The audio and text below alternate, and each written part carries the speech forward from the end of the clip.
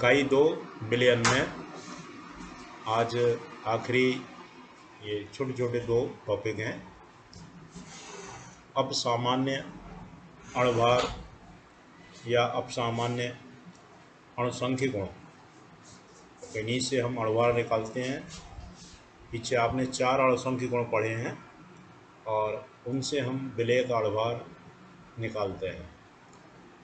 तो अगर कोई विलेय पदार्थ जब हम उसका विलयन बनाते हैं तो यदि वो वियोजित होता है, मीन्स टूट जाता है, या संगुणित हो जाता है, 2 या 2 से अधिक अणु आपस में जुड़ जाते हैं, तो ऐसा होने पर जो विलयन है उसके अणुसंख्य गुणों में परिवर्तन होता है। और जब ये अणुसंख्य गुण बदलेंगे, मीन्स उनके जो प्रेक्षित मान हैं वो उनके जो परिकलित मान होते हैं, कैलकुलेटेड वैल्यू है, उनसे ये ऑब्जर्व्ड वैल्यू, इनका मान कुछ अलग आता है। अणुसंख्य गुणों में हम विलेय का अणुभार निकालते हैं। पीछे आपने सवाल किए हैं और उनमें ये जो अणुसंख्य गुण आपने पढ़े थे तो उसमें आपने विलेय का अणुभार, इस तरह के कई एक सवाल पढ़े हैं। तो अगर वैद्युत अपघट्य पदार्थ है, मीन्स वियोजित हो रहा है, या कोई ऐसा पदार्थ है जो संगुणित हो रहा है, तो अणुसंख्य गुणों में परिवर्तन होगा। और जब इनसे हम विलेय का अणुभार निकालेंगे तो वो भी असामान्य आता है, मीन्स जो होना चाहिए वो नहीं आता है। इसे अपसामान्य अणुभार कहते हैं, जो अणुभार आएगा उसे। एक जानकारी और है कि अणुसंख्य गुण का मान विलेय के कणों की संख्या के समानुपाती होता है और विलेय का जो अणुभार है उसके व्युत्क्रमानुपाती होता है। मीन्स अणुसंख्य गुण का मान बढ़ेगा, कब बढ़ेगा? जब विलेय के कणों की संख्या बढ़ेगी, और कणों की संख्या बढ़ेगी तो अणुभार कम होगा, व्युत्क्रमानुपाती है। तो ये इनका संबंध है, पीछे से पढ़ते आ रहे हैं।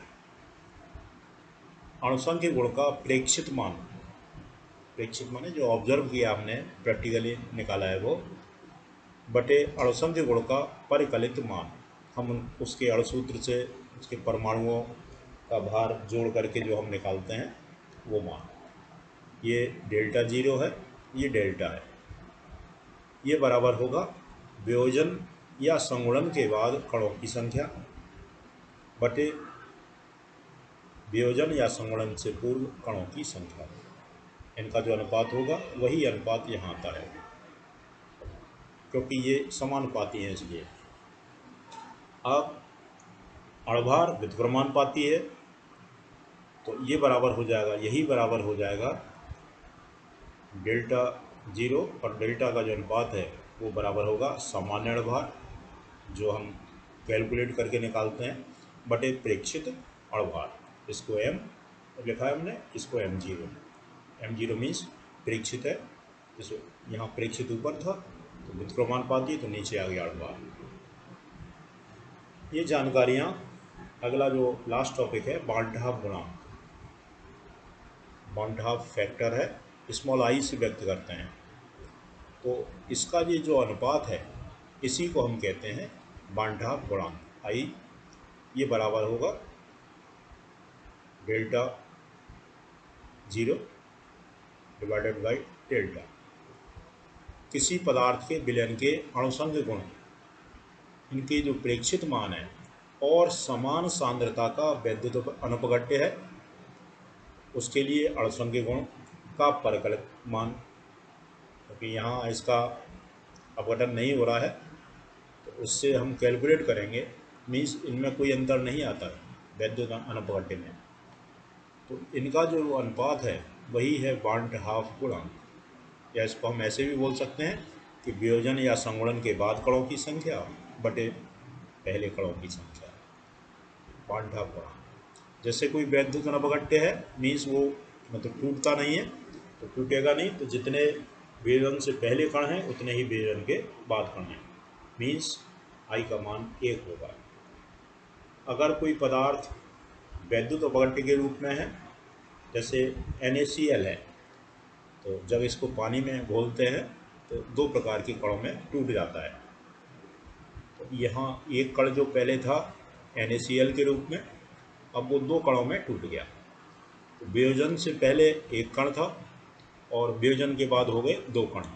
तो यहाँ I का मान आ गया वियोजन के बाद मोल बटे वियोजन से पूर्व कणों की संख्या, वियोजन के बाद कणों की संख्या बटे वियोजन से पहले कण, I का मान 2 आ गया। ऐसे ही MgCl2 है, इसने Mg2 पॉजिटिव बनाया, एक आयन ये बना और दो बन गए Cl नेगेटिव आयन, कुल आयन बने 3। तो कणों की संख्या 3 बटे वियोजन से पहले एक ही कण था, I का मान हो गया 3। तो इस तरह से अगर वियोजित हो गया कोई विद्युत अपघट्य के रूप में है, वियोजित होना ही है, तो यहाँ I का मान हम निकाल सकते हैं। संगुणन के लिए जैसे बेंजोइक अम्ल है, इसके दौड़, जब आप बेंजीन में बेंजोइक अम्ल को घोलते हैं तो इसके दौड़ आपस में जोड़ करके एक अणु बना लेते हैं। तो वियोजन से पहले इसके दो अणु है और वियोजन के बाद एक अणु बना है, तो यहाँ I का मान हो जाएगा वियोजन के बाद एक कण और वियोजन से पहले 2, 0.5। इस तरह से बांड-भाग गुणांक निकालते हैं। अब चूंकि जो प्रेक्षित मान है, पीछे आपने ये चारों ही अणुसंख्य गुण पढ़े हैं, यहाँ से हम जो m का मान निकालते हैं, प्रेक्षित मान निकालते हैं।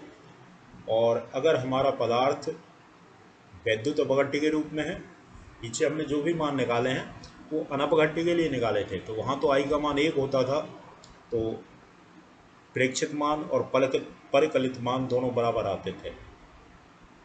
जितना हम कैलकुलेट करके रखते हैं उतना ही आता है अणुभार।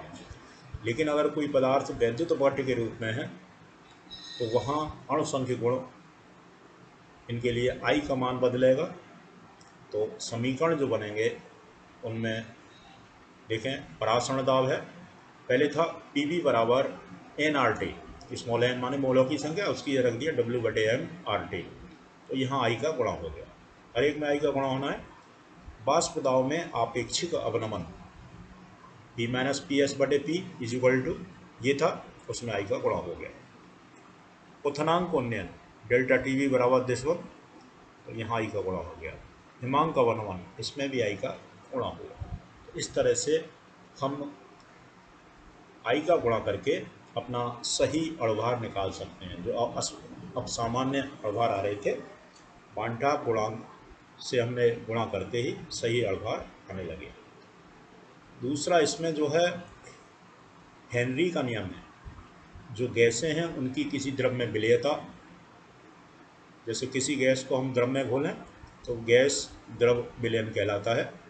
जैसे अभी तक आपने ठोस द्रव विलयन पढ़े थे, तो यहाँ एक हेनरी का नियम है और गैसों की द्रव के अंदर जो विलेयता है उसी पर आधारित है कि किसी स्थिर ताप पर, चूँकि ये ताप पर निर्भर करती है, विलेयता दाब पर निर्भर करती है, और दोनों की प्रकृति, जो गैस आप ले रहे हैं वो और जो द्रव ले रहे हैं जिसमें गैस को घोलेंगे वो दोनों पर निर्भर करती है। ये इसी पे ये नियम है हेनरी का। और S विलेयता है, P गैस का जो विलयन है उसके ऊपर गैस का आंशिक दाब, ये एक दूसरे के समानुपाती है। चिन्ह हटा के स्थिरांक आ गया है, बिल्कुल ऐसे ही या तो ये माने या फिर ये कि किसी गैस का जो आंशिक दाब है वो किसके समानुपाती है।